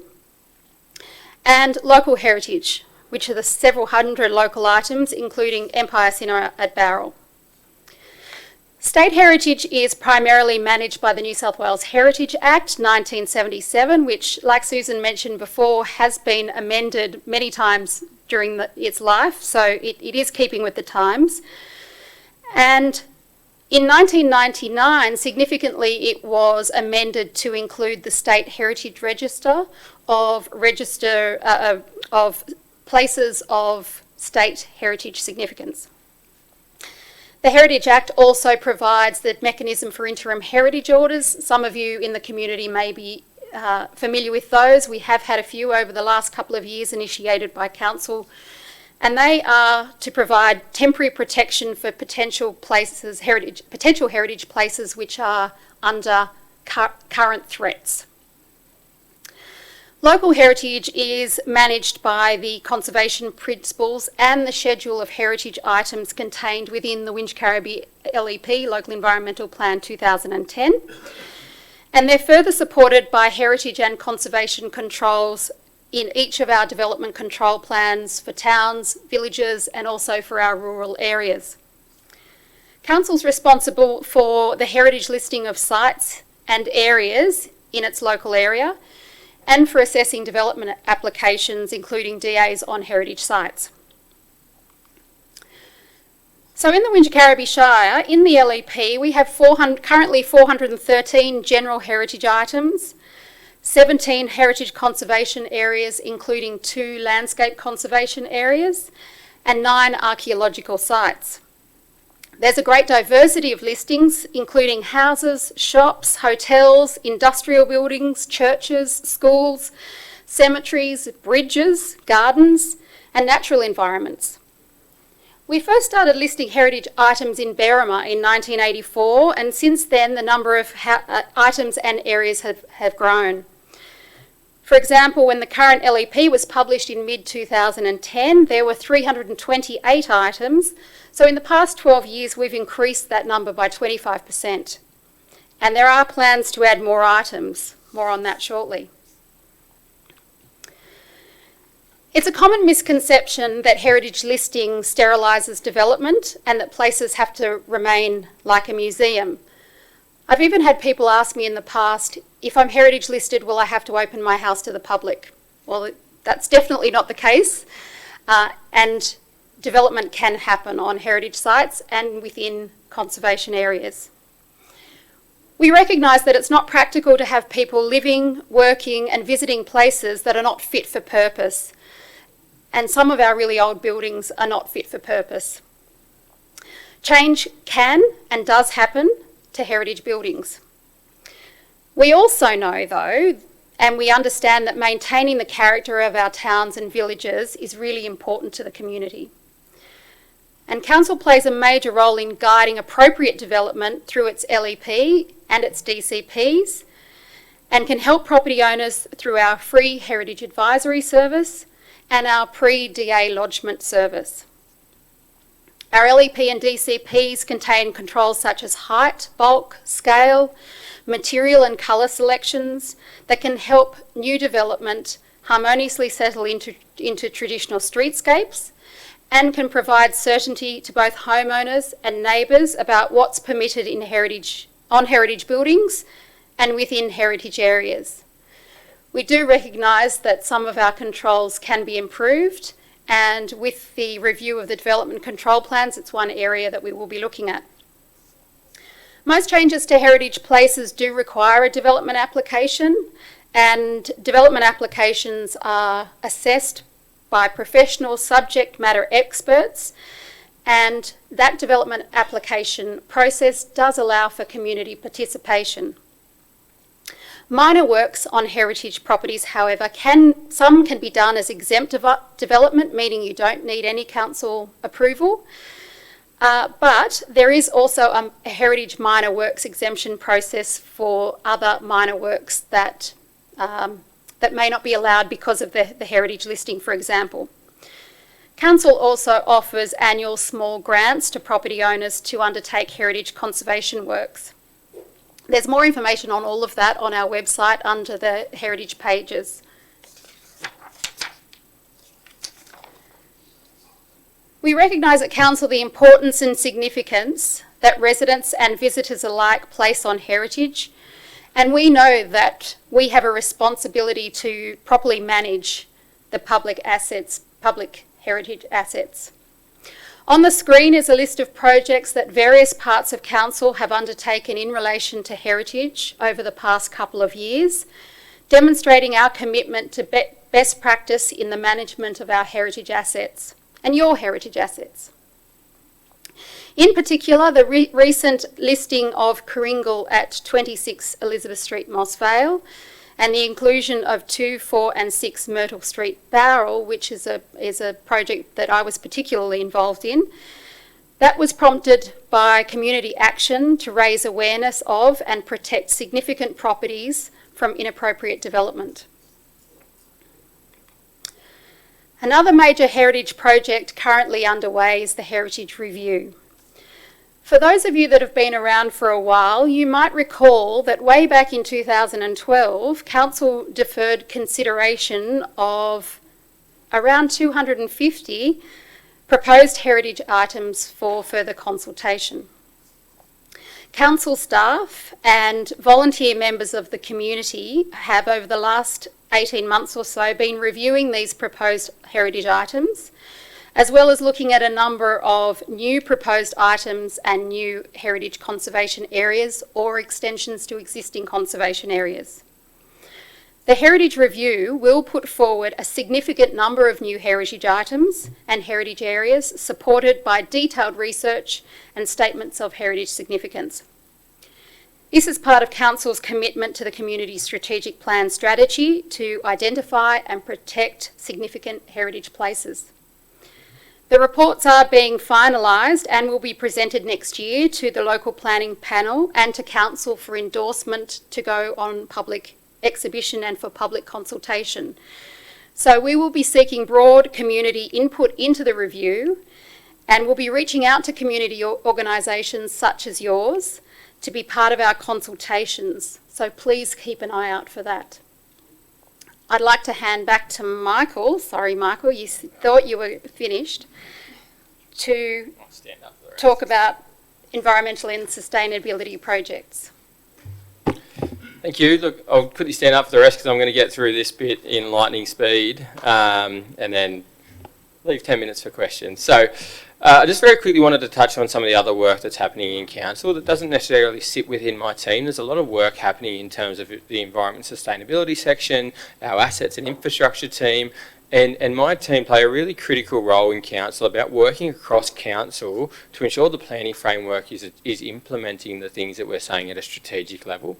So we're working really closely with our environment sustainability team. They're developing our environment and climate change strategy, and we're looking at what changes to the planning framework need to come off the back of that. We're also working with our environment sustainability team when we're planning our new living areas, or when we're planning for some of these place-based plans. There's the technical experts in terms of how we're delivering more sustainable communities, providing direct input into those projects.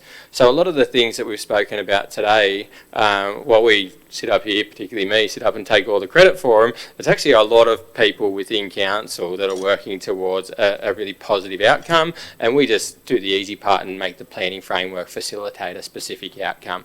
But one of the projects that I know that has a lot of community interest is what was historically known as the Green Web Project, and it was largely around mapping biodiversity and wildlife corridors throughout the Shire. So council were working with the state government to deliver the Green Web Project. Unfortunately, the funding from the state government was, their funding model changed, and they're no longer progressing what was known as the Green Web Project. But the intent of the Green Web Project and the outcomes that were to be achieved through the Green Web Project are now being delivered through another model. So you might have heard some of the environment team talk about the Koala Plan of Management mapping, and what it will do is the same as the Green Web Project would do. So it's going to map not only important vegetation, but the important corridors. It's a big project though, so it's going to take sort of 12 to 18 months to get the information right. And once we have the information, then we can look at how we can adapt the planning framework to make sure that we're protecting and where possible enhancing these important biodiversity corridors. So we'll look at how we can incorporate them into the LEP, but also how we can take a more strategic approach and what can we do to actually incentivise better outcomes and actually try to not just protect what we have, look at how we can enhance some of these really important corridors, because not only are they really important to the community in terms of natural assets, they're also really important in terms of their biodiversity or their hydrological values, so really important to the environmental health of the Shire.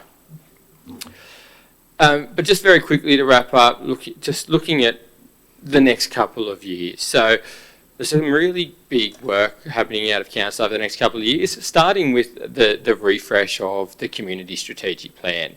So really trying to capture the community's aspirations in that revised community strategic plan. And I can't stress enough how important it is for the community groups and the community as a whole to provide input into these projects, because this is very much about capturing community values.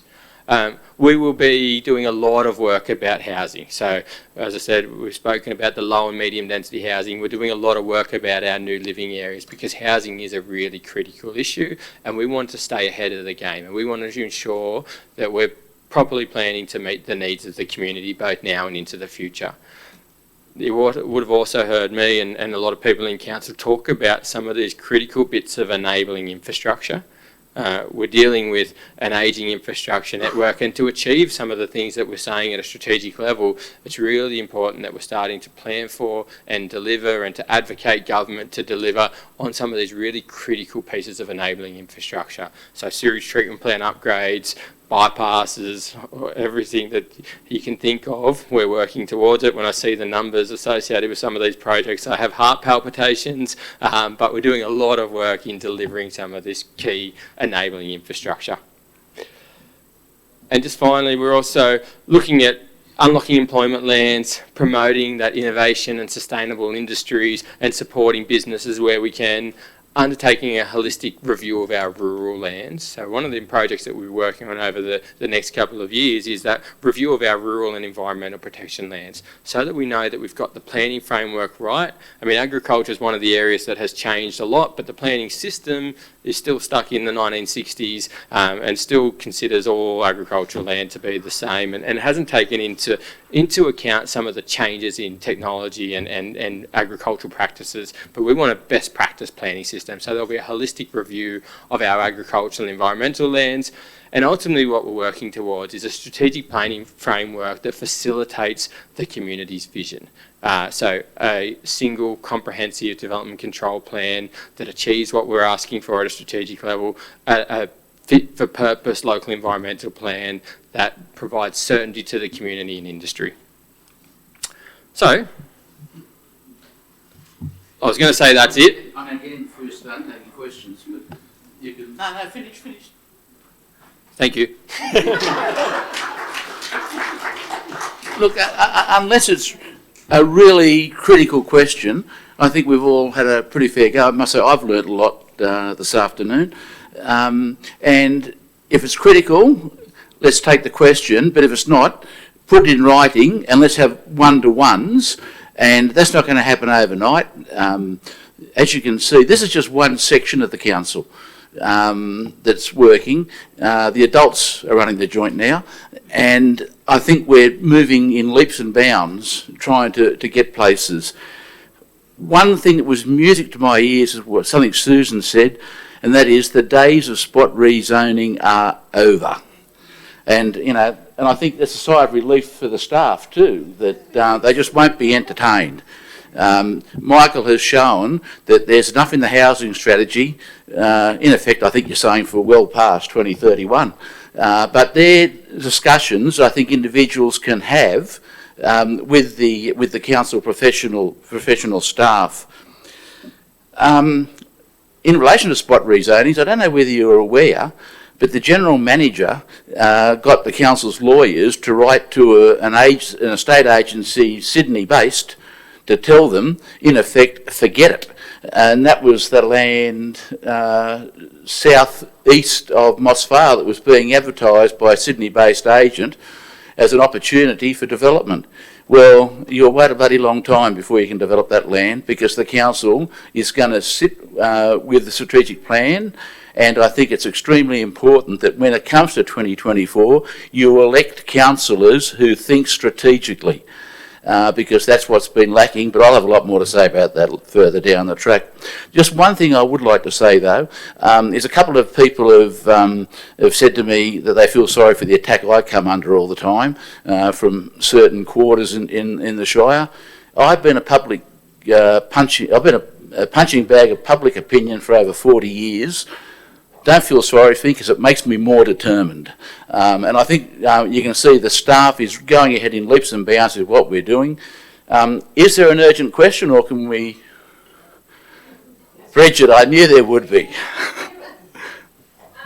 Just when the state, the elephant in the room in terms of when the state superimposes their instruction on us, how does that, then impact all of the work that you've been doing, so incredibly while they create new pink areas? Look, it's a good question. Yes, the state system, there is a hierarchy in the New South Wales planning system where we have to give effect to the state planning system, but the best way that we can control and set our own destiny, for want of a better word, is to have these really clear strategies in terms of how we will meet our housing needs, and for council to stick to that. It's when that we're not meaningfully planning to meet the needs of the community, that's when the state will step in and take council's powers away from them. If we are making evidence-based decisions, going through a methodical process to plan for housing, and we're sticking to that strategy, the state government will continue to back us. And I think when you see the revised regional plan, I'm really confident that it will have a lot stronger reference to the housing strategy and the need to stick to the housing strategy. But the way to do it is to be strategic and to get on the front foot and to work with communities to deliver good plans. The state will respect local community wishes if they're consistently applied and they're recognising the state's big picture. Look, I'll give you a great example. Another life, I was general manager at Mossman. We had foreshore building lines and it was a nightmare, but the council consistently applied them, and the government exempted the council from Sydney Harbour development because the council had stuck with it. And I'm confident that, the direction we're heading, community will take back control of planning in Wingecarribee. But they won't support the Great Wall of Wingecarribee. So you can rule that one out. Barry, let's... My concern about the employment plans and the change that occur, advice I got from the department last week differs a bit to what Susan said earlier. The advice I received is that the employment plans are going to change on the 1st of December. You'll be able to lodge a DA, as I understand it, if it's lodged and approved on the 23rd of April next year, utilising the existing land use tables. Beyond that, there is talk of a transitional provisions, but there's nothing that they will provide in writing as to what it is. And consequently, the employment zones that they're proposing, that are going to be played with the template, are a lot more restrictive than what we've currently got in the plan, in the LEP local plan. And I see that as a significant impact to business in this shire. Yep. Look, a really easy answer for you. I think, again, council's role in some of these things is these are state-led changes, but our role is to advocate on behalf of the community, and we have been. There's a lot of work going on behind the scenes to advocate for good outcomes. I think you'll find the land use tables will be different to what is on exhibition, particularly around there's an error in converting the B5, B6 and B7s into, Susan, I think the E4 zone. I think it will reflect the B5, current B5 land use table when an exhibition didn't. But we're working really hard in the background to make sure that it's reflective of, that we're not taking away opportunities for local business in our town centres. We're also working to ensure that, the other point I'll make is, the way they've done the zones, it means change the zones to a lot of our smaller village centres and starting to introduce land uses that were never permissible. So we're looking at local clauses to ensure that we're not then undermining what makes our smaller villages really, really successful places as well. But there is a lot of work going on in the background, and when you see the final one, I think you'll see what's happened in the background. Okay. Line up your questions and put them in writing, and it's appropriate that the person who's got to make sure this is all delivered gets the last word. General Manager. That's very smooth. Look, I just wanted to thank the team that have presented today. It's a pretty daunting crowd, particularly Susan, Rachel, Sarah, Garama, and led by Michael as the executive manager. I mean, as you can see, there's been a lot of work over just over 12 months, and as the administrator said, this is just one slice of what's happening in council. It's just one area. So it's a tremendous amount of work, and it is about refocusing on the future and making sure we are taking a strategic approach. We are leading change. We're not letting it run over the top of us. And we look forward to working with you over the next however many years. As Michael said, we've got the CSP refresh, the Community Strategic Plan refresh, and again, I do a plug for the e-news. So if you are not a subscriber, please see one of us and we'll get you subscribed, because that's how we can communicate directly with you, and also you can give us direct feedback as well. I think that's all we have to say. Thank you so much for your time, and again, thank you to Michael and the Strategic Outcomes team. I appreciate it. Thank you. Well done.